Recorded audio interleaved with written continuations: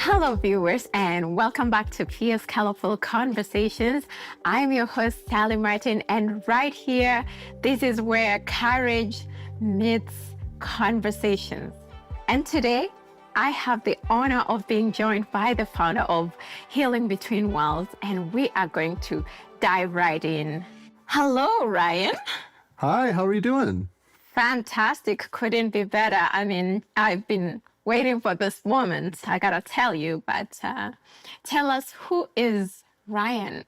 Well, thank you very, very much, Sally. I really, really appreciate it. My name's Ryan Denault. I'm a fourth generation settler and a Sketchiston band member here in the Secwepemc Ulu.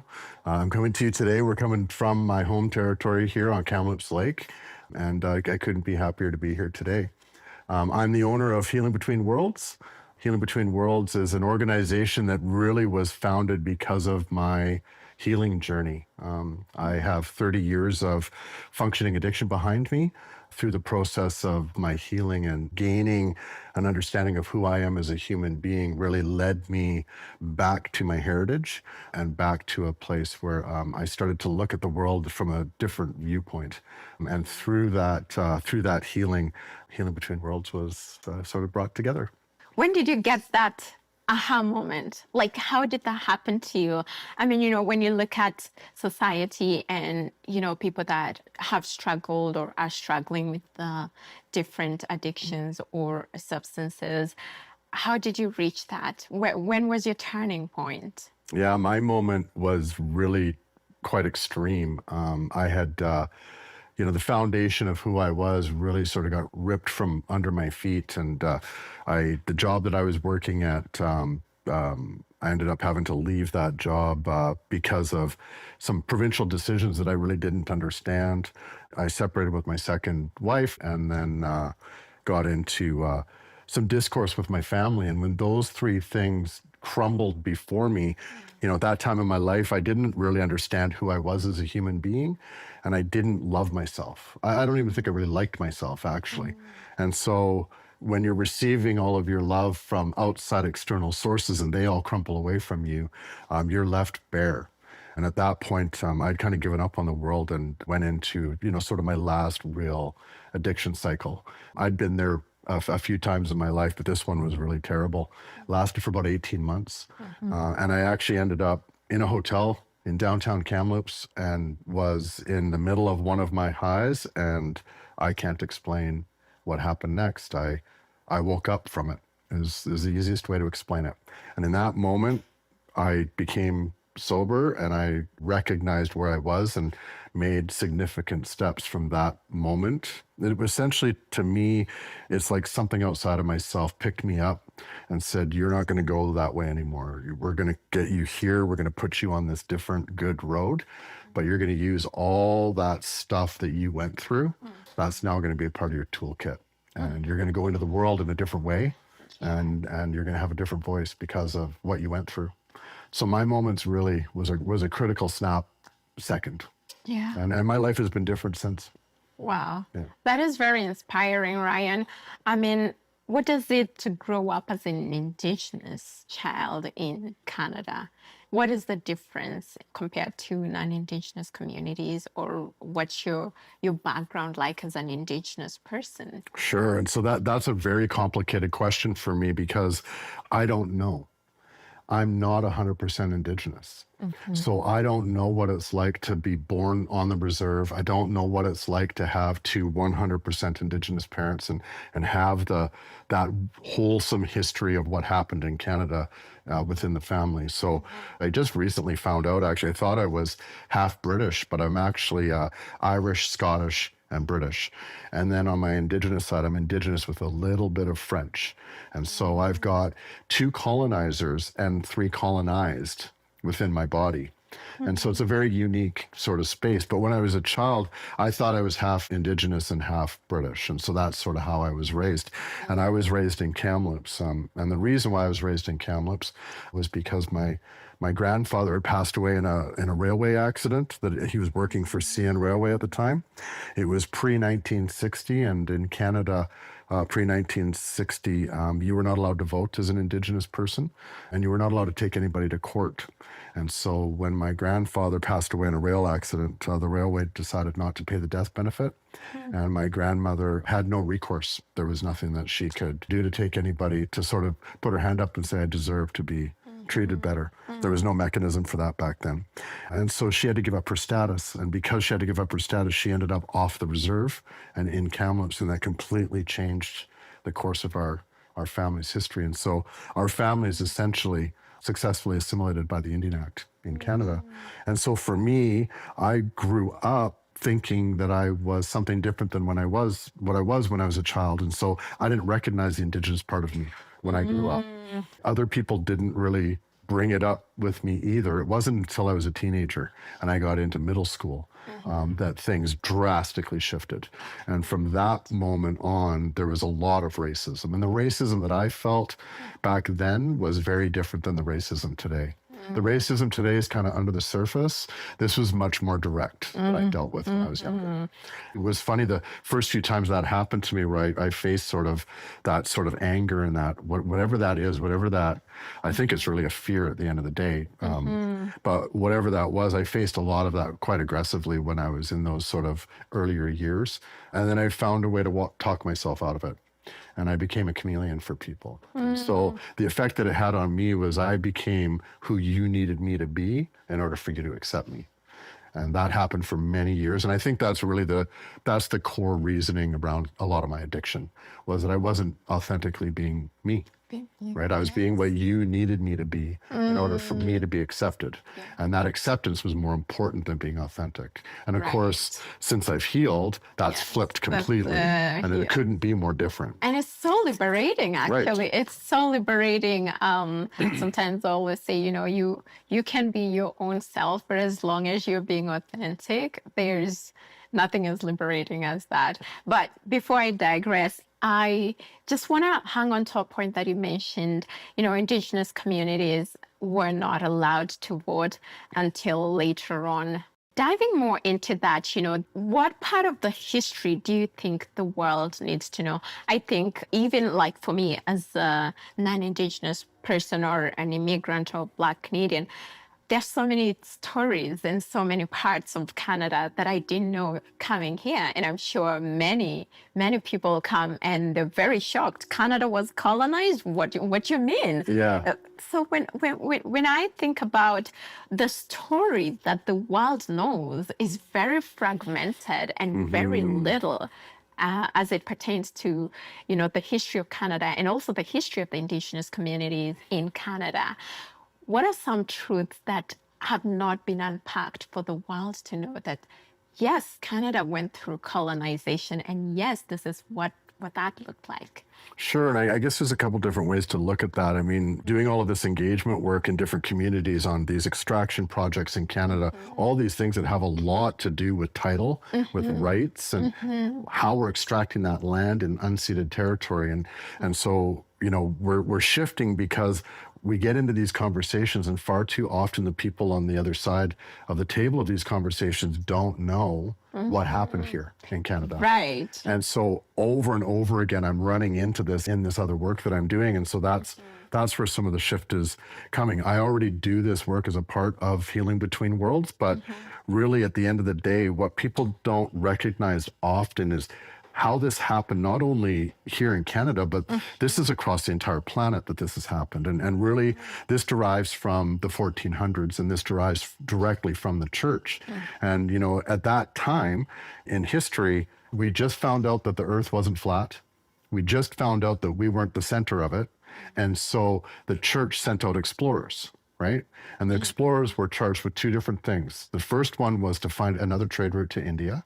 And the second one was to acquire land and resources.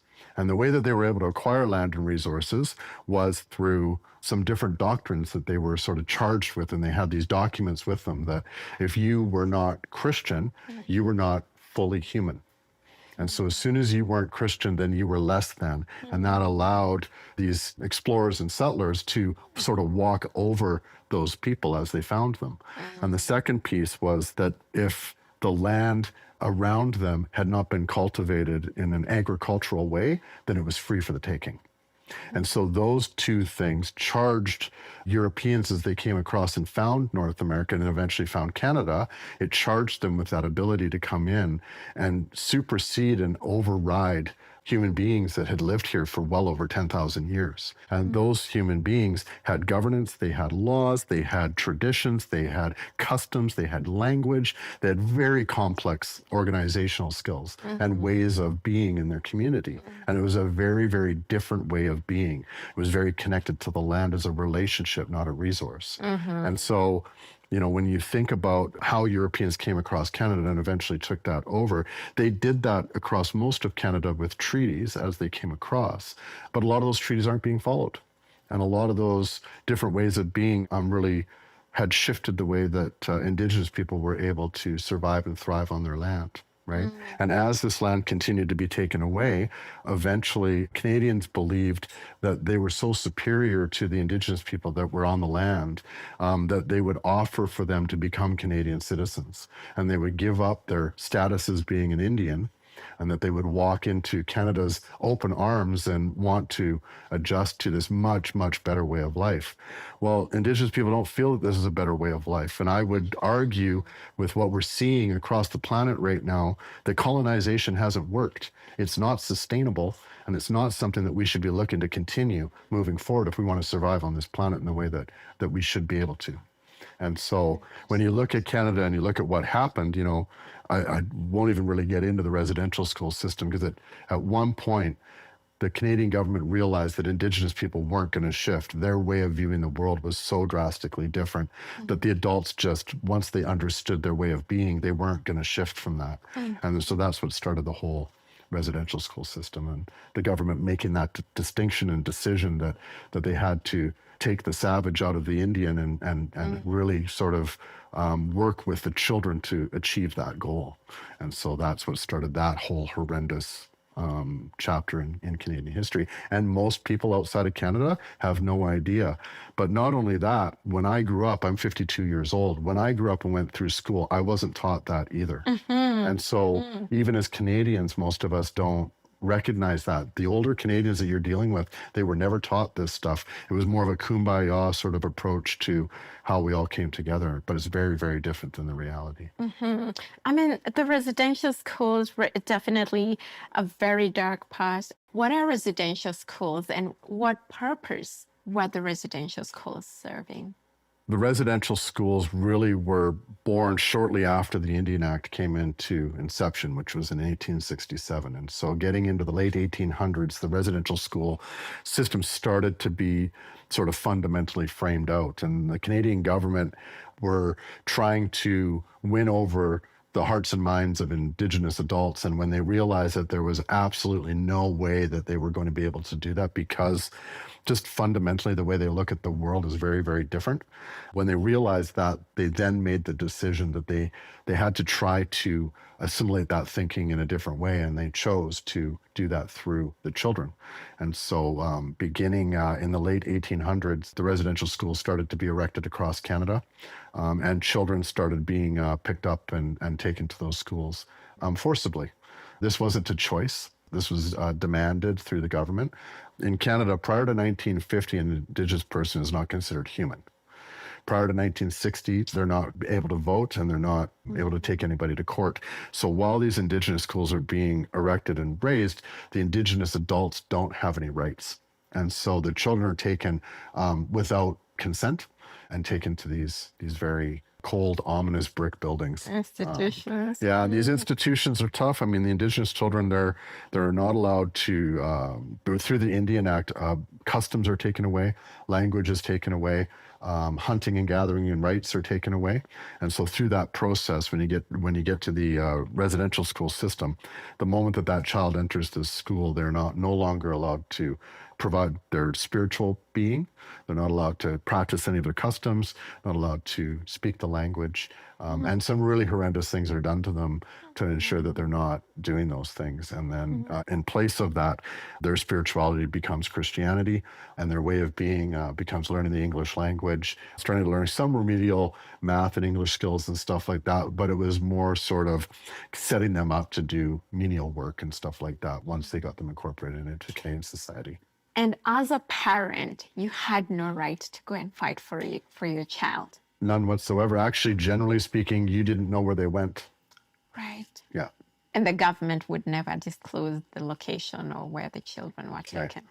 And specifically, like a lot of when you look at the methodologies and the frameworks of how they did this, if you had 4 or 5 children in one family, they may very well be sent to 5 different residential schools. The boys and the girls are separated from the moment that they get to the school, and they won't see each other, interact with each other for the entirety of their stay at the school. If you have a sister if you're a boy and you have a sister or vice versa, you don't see them ever.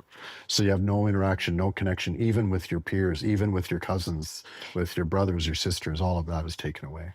And these schools were only for Indigenous communities, no other non-Indigenous communities. That's right.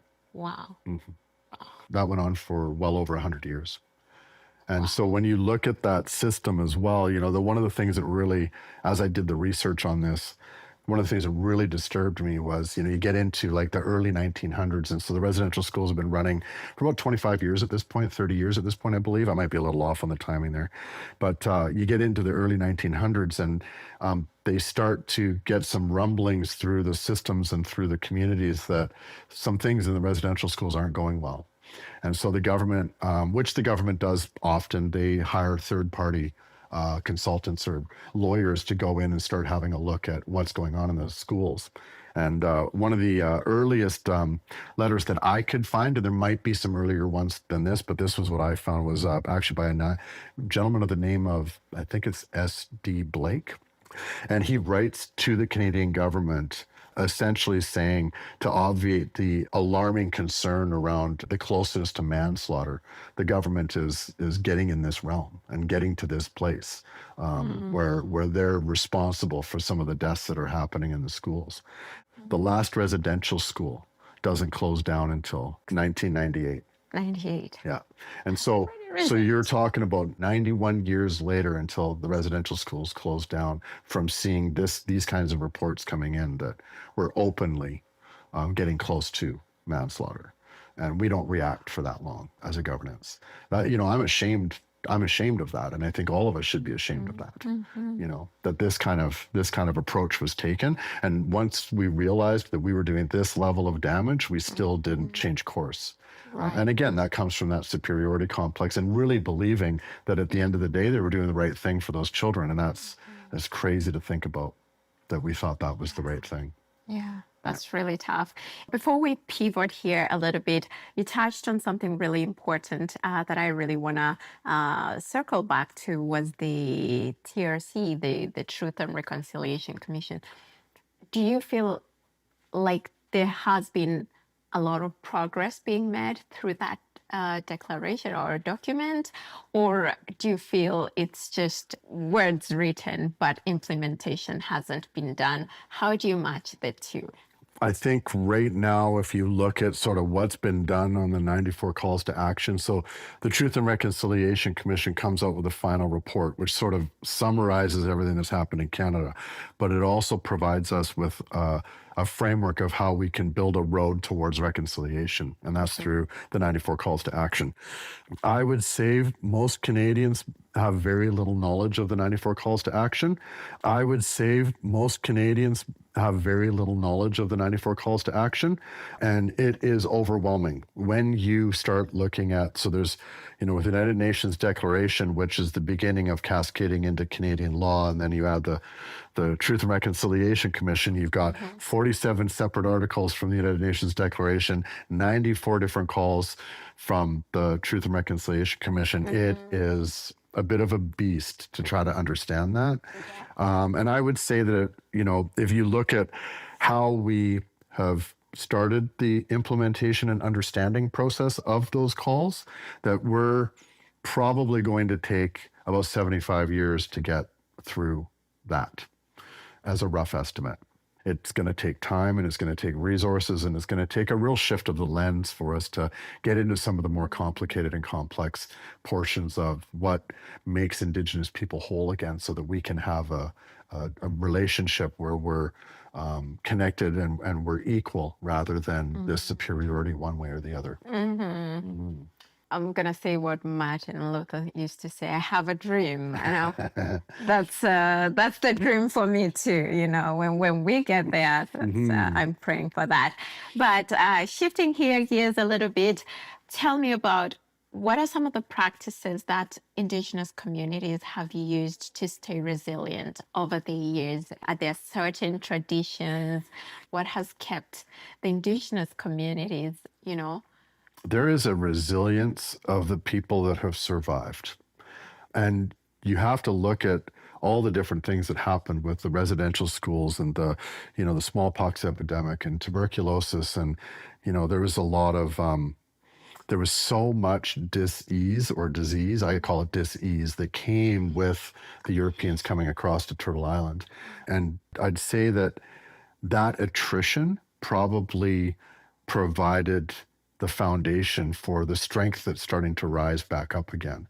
If I look at my band, I just recently found out that, at one time in the mid to late 1800s, my band was roughly about 7,500 individuals. And when smallpox came through the area in the late 1800s, it demolished us down to 60 individuals. And of those 60 individuals, they actually sort of made a covenant with one another, and they went out into other communities, partnered with other people, brought them back, and made them all Skitchistan band members to try to come back from that. We're now in the neighborhood of around 750 members, and we're coming back from that. That's about 5 generations later. And so when you look at something like that, you start to realize what the DNA that comes from that level of survival has some resilience, and I would say probably some warrior in it. I know the Indigenous communities have different traditions and practices on spirituality and honoring the land. What are some of those ways, maybe for people who might not know these traditions and these practices?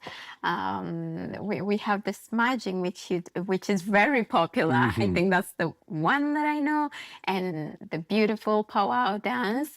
Where did that originate from, and what is the significance behind those? Yeah, a lot of those all come from sort of origin of community. And so you'll find, like for here, there's a smudge that sort of seems to go across Turtle Island. There's a version of that seems very, very consistent. I find that when I'm doing the training with people that are from India specifically, they're like, oh, we do something very similar. It smells different, but it's very, very similar. And so we get a lot of that interaction too. But like for this area, one of the really important pieces would be sweat lodge. That's a real sort of spiritual, sort of guided sort of practice.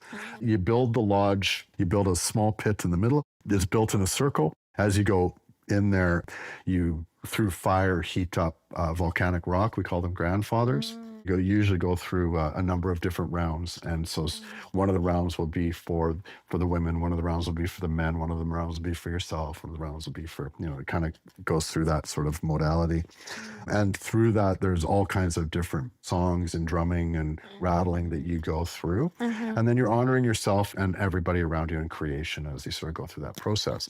While you're doing all of that, these rocks are placed in this area and it's all sealed off, and then we use water to steam it at the same time. It is a very, very intense and wonderful process. But the whole point of that is sort of to let go of the things that you're working on, to cleanse your body, your mind, body, and spirit, and to walk in a good way through some of these different processes. And a lot of those different processes are talking about a way of being, right? A good way of being, and sort of advising around not only some of the laws, but just some of the customs and ways that you would expect to be in community.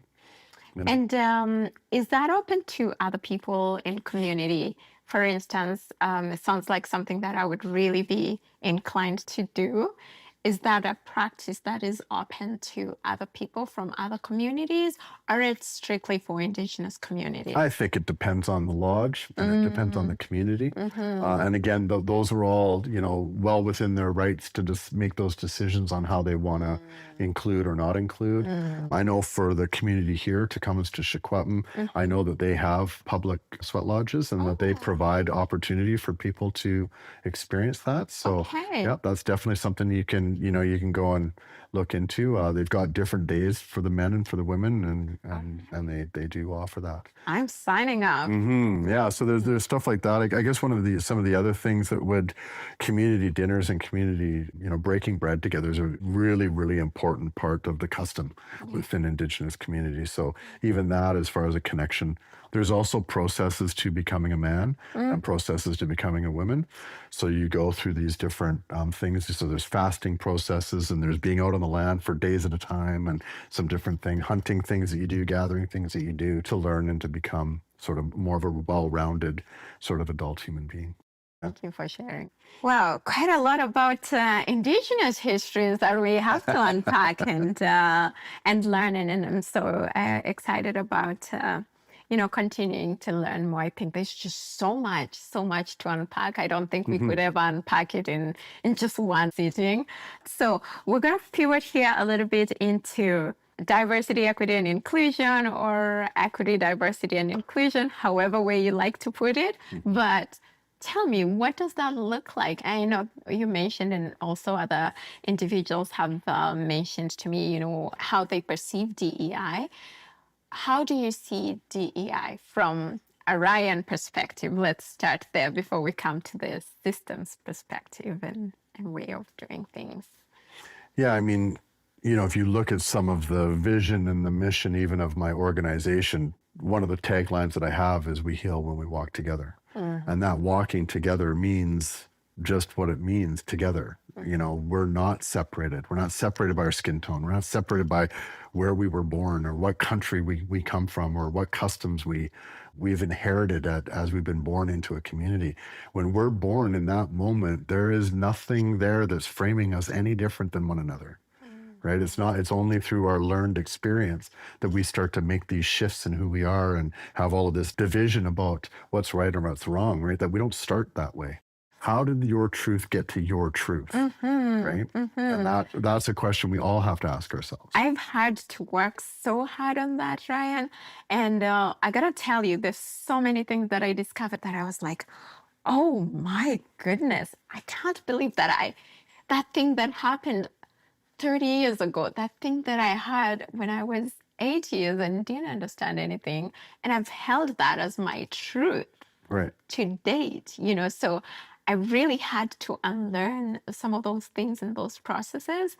And I've gone through my entire life, believing this or doing this because I was told this is bad or that is wrong. So I hope that a lot of people can really raise their awareness and sort of start to unpack and unlearn some of the things and relearn as well what the actual truth is, because there's this truth and then there's the actual truth, right? So that's a neat one. I was at a training and I had a person say, well, you're in school and you lift your hand to answer a question, maybe 80 years old, and you lift your hand and you say something, right? As a kid, you're trying your best. And then the class busts out or laughs at you. You put your hand down slowly and you say, I'm never ever raising my hand for the rest of my life. And people go on with this, even in boardrooms and in spaces. And I think that's why sometimes you see injustices in spaces, but people have held on to these truths because, maybe a teacher, a parent, a friend really, said something to them that they took and walked with that for the rest of their lives. So I hope that. Well, and where the magic really happens in that situation is when that person finally realizes that they gave their voice away by believing that truth, right? But that was their decision. And once you own that decision, you can make fundamental change in your life, right? Because it's not about the people outside and what they said. It's that you believed their truth, right? And so you have to unpack that. That is powerful. Listeners, I hope wherever you are, wherever you're listening from, what is your truth? What are you hanging on to? What do you need to unpack? And what do you need to unlearn and relearn?